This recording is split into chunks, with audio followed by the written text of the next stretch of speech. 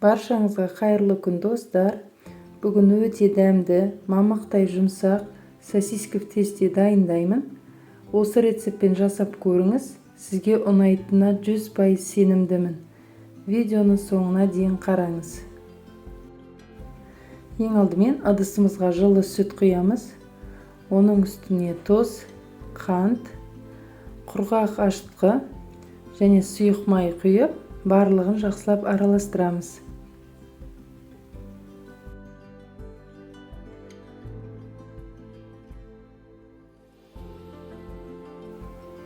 Енді ұнды електен өткізіп, аз мөлшерден қосамыз. Барлығын бірден қоспаймыз, себебі бізде қамырымыз қатты болып қалуы мүмкін. Сондықтан осылай електен міндетті түрде өткізіп, аз бөліктерден қосамыз. Содан соң қолымызбен илеп, жұмсақ қамыр жасаймыз. Ұнды көп қосудың қажеті жоқ, қатты болып қалмауы керек. Енді бетін жауып, жылы жерге 1 сағатқа қойып қоямыз.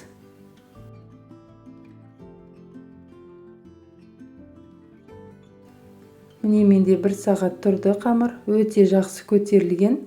Бетін ашып, ешқандай ұн сеппейміз. Қолымызға кішкене сұйық май жағып, қамырды бір илеп аламыз.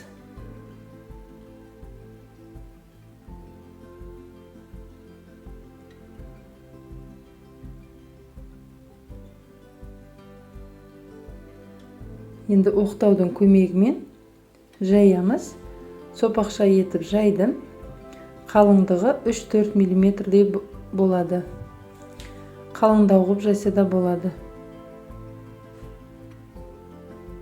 Енді видеода көрсетілгендей етіп, жолақтарға кесіп шығамыз.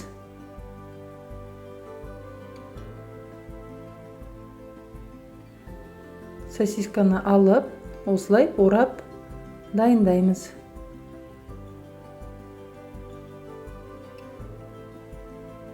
Өте оңай, жеңіл жасалынады.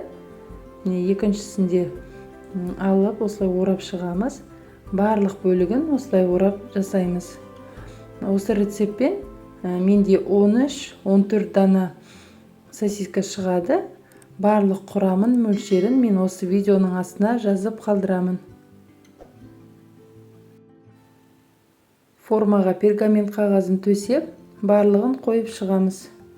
Содан соң бір жұмыртқаны жарып, жақсылап араластырамыз. Осылай бетіне жағып шығамыз. Яғни біздің қызарып, әдемі болып пісу үшін керек. Содан соң мен бетіне күнжіт септім. Ол да өз қалауыңыз бойынша қызып тұрған пеште 180 градуста 30-40 минут пісіреміз. Міне осымен біздің сосиска в тесте дайын болды. Өте дәмді, жұмсақ болып шығады. Жасап көріңіздер. Видеоны соңына дейін қараған болсаңыз, каналға тіркеліп, лайк басуды ұмытпаңыз.